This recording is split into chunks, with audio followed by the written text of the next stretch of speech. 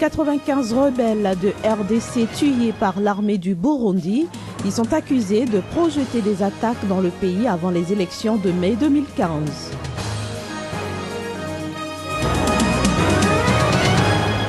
La régression apparente de l'épidémie d'Ebola ne doit pas amener les acteurs de la lutte à baisser de vigilance. C'est une mise en garde du nouveau chef de la mission de l'ONU pour la lutte contre Ebola. Enfin, nous irons à la rencontre des amputés du tremblement de terre qui a frappé Haïti en 2010. Nombre d'entre eux tentent encore de se reconstruire.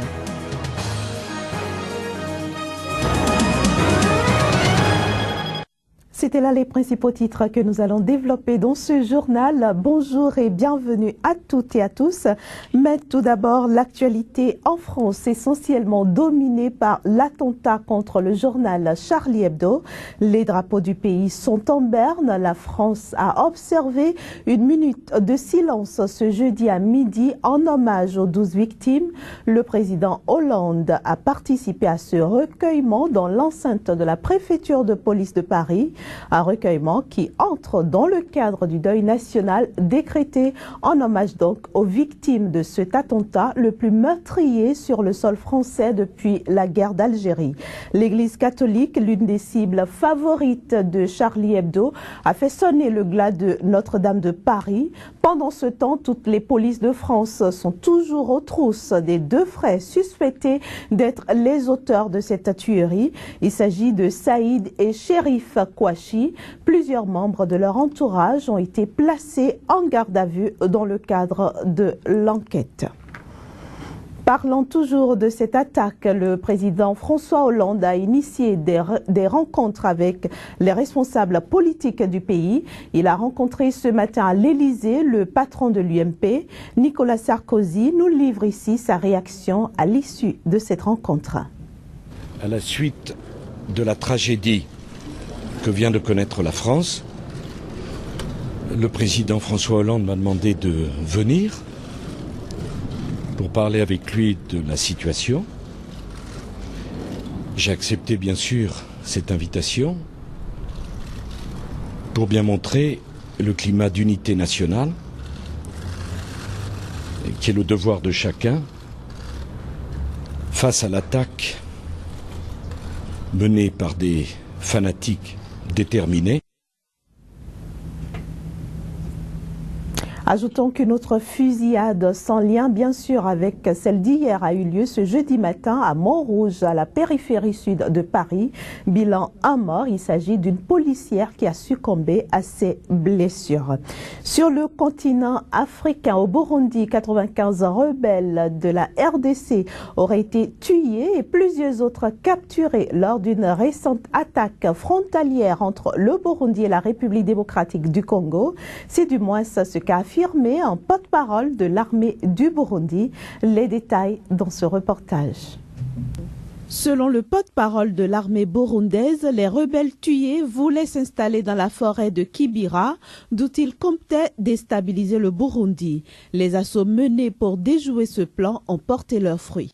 Côté ami, 4 morts, de 2 militaires et 2 civils, y compris un enfant de Burkinaniana, et 7 blessés, tous militaires.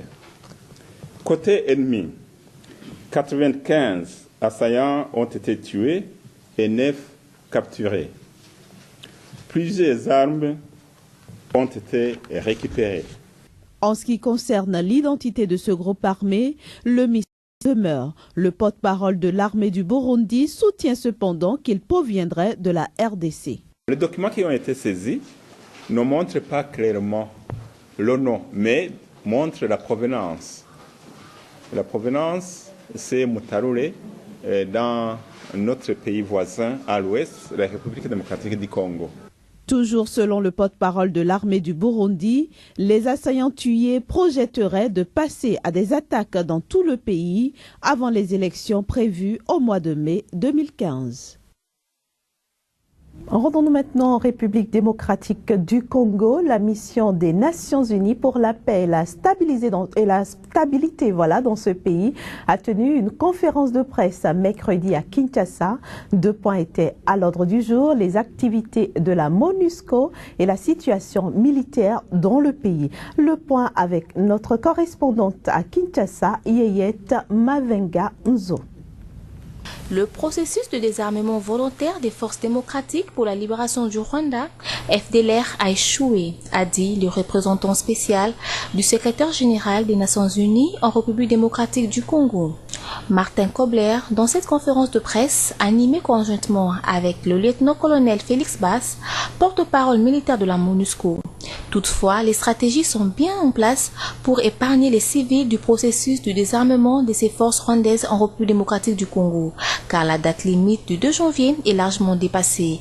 L'heure est maintenant à l'évaluation. Nous avons fait notre évaluation.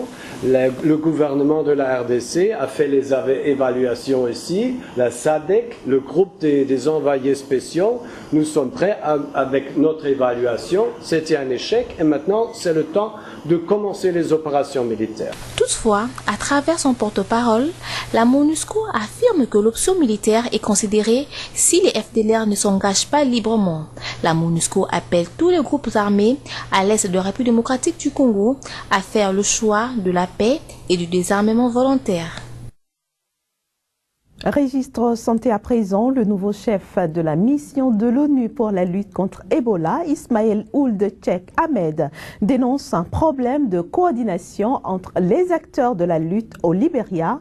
La régression apparente du fléau par endroits n'est pas, selon lui, une raison pour les acteurs de baisser de vigilance. Suivant un extrait de sa déclaration.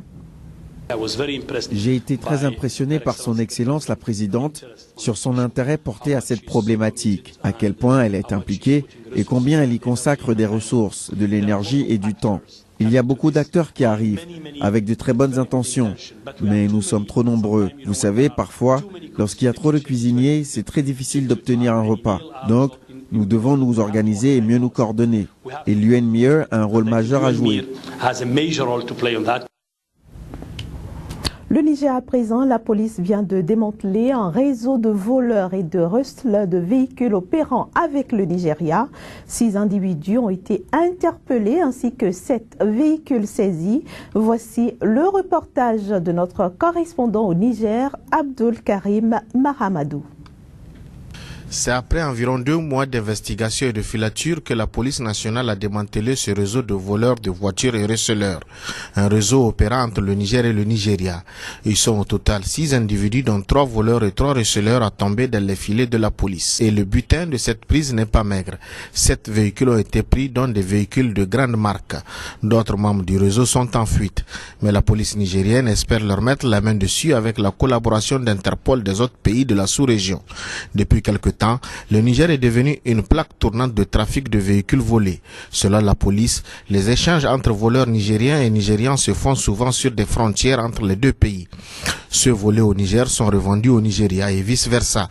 Le contrôle est souvent très difficile car les 2 pays partagent une longue frontière jugée.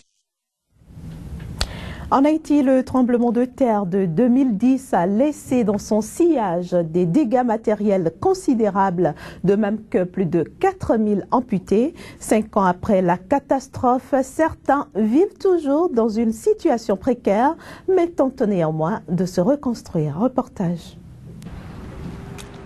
C'est ici, dans le camp de la Piste, à Port-au-Prince, que sont logés depuis 5 ans une partie de ceux mutilés par le tremblement de terre de 2010.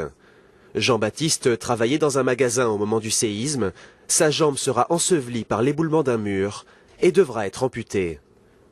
Aujourd'hui, lui et ses 4 enfants se battent pour survivre. À cause de ma jambe amputée, même si j'aimerais aller travailler, je ne peux pas. Parfois on me donne de la nourriture pour les enfants, mais parfois ils passent des journées entières sans manger. Ici, les abris sont en simple contreplaqué, sans eau courante ni électricité. Mais malgré ces conditions précaires, Jean-Baptiste se sent déjà chanceux d'avoir un toit. Je suis content d'avoir une maison, même si je n'ai pas les moyens de vivre. J'ai faim et pour mes enfants et moi c'est difficile, mais je suis content d'avoir la maison, car si je ne l'avais pas, on vivrait à la rue. Pour l'association Handicap International, cette soudaine augmentation du nombre de handicapés a profondément marqué les populations locales. La population s'est aperçue que ça pouvait arriver à n'importe qui. Le tremblement de terre a touché toutes les couches sociales de la société. Et donc, tout le monde s'est aperçu que très rapidement, un aléa de la vie, un tremblement de terre, un accident de voiture, etc., pouvait rendre quelqu'un handicapé et provoquer le malheur de toute une famille. 5 ans après un séisme qui a fait plus de 300 000 blessés, le pays manque cruellement de personnel soignant et surtout de prothésistes. James suit justement une formation pour venir en aide aux amputés. Car s'il a lui-même perdu une jambe dans le tremblement de terre, aujourd'hui il marche sans assistance grâce à une prothèse. Il y a des personnes amputées, soit membre sup, soit membre inf, ou du moins soit quand on aura une déformation au niveau soit de la colonne, soit au niveau des membres inférieurs. Et moi, en tant que victime du séisme, ça me donne le courage de les aider. Et ensuite, ça me remonte aussi à l'esprit. Lors du tremblement de terre, ils étaient seulement une douzaine à être spécialisés dans la pose de prothèses. Mais une fois diplômés, ces étudiants pourraient bien rendre le pays moins dépendant de l'aide extérieure et permettre à Haïti de panser ses plaies.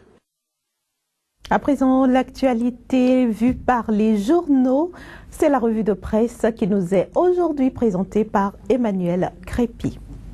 La presse africaine n'est pas restée indifférente après la macabre tuerie d'hier au siège du journal Charlie Hebdo à Paris. Une attaque qui a fait 12 morts, dont 10 journalistes qui ont fait la réputation du canard. La lâcheté, l'obscurantisme et le fanatisme ont fait des victimes. Nos collègues de Charlie Hebdo ont été tués pour avoir défendu la liberté d'expression, condamne africaguinée.com. Tout en rendant hommage aux victimes de cette attaque, Guinée-Conakry Info qualifie le drame d'une revanche macabre des islamistes terroristes.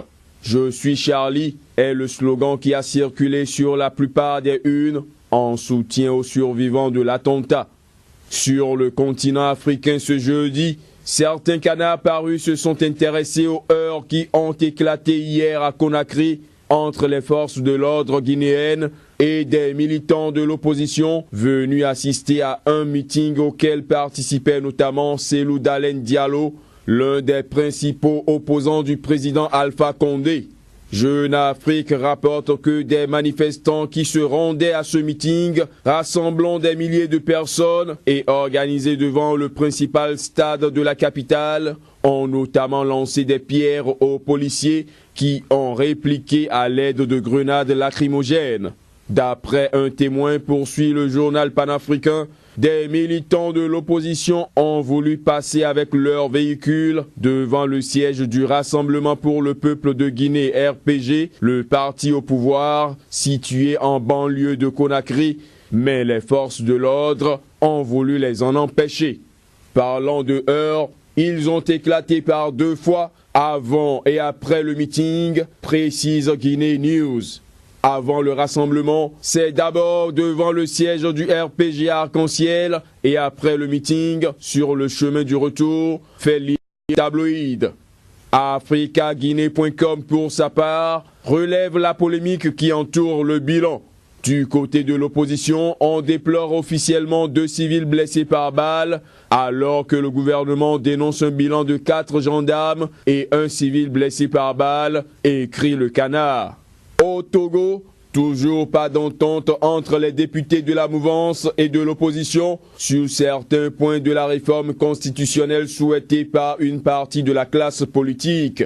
Togosite.com rapporte sur la toile que réunis en commission depuis lundi pour trouver une issue favorable à la proposition de loi de réforme politique introduite à l'Assemblée nationale par 25 députés de l'opposition, les députés de l'Union pour la République UNIR et ceux de l'Alliance nationale pour le changement ANC ne sont toujours pas d'accord sur le libellé de l'article 59 de la Constitution qui doit limiter le nombre de mandats présidentiels à 2. À en croire le site d'information ici Lomé, les députés UNIR réclament la mise à plat de 10 ans de pouvoir de Faure Gnassingbé, alors que l'ANC, lui, ne veut rien entendre. On peut donc dire que la majorité présidentielle s'emploie à retourner l'arme de l'opposition contre elle, fait constater Le Pays. Le quotidien burkinabé qui prend la mesure de ce qu'il qualifie de véritable piège à con tendu à l'opposition se demande si Faure Gnassingbé n'est pas tenté à l'image de son père par un dessein de pouvoir à vie. Et ce sera tout pour ce jeudi. Merci pour votre attention. Madame, Monsieur, ce sera également tout pour ce journal. Merci de votre attention. Très bonne suite de programme sur SICA. Au revoir.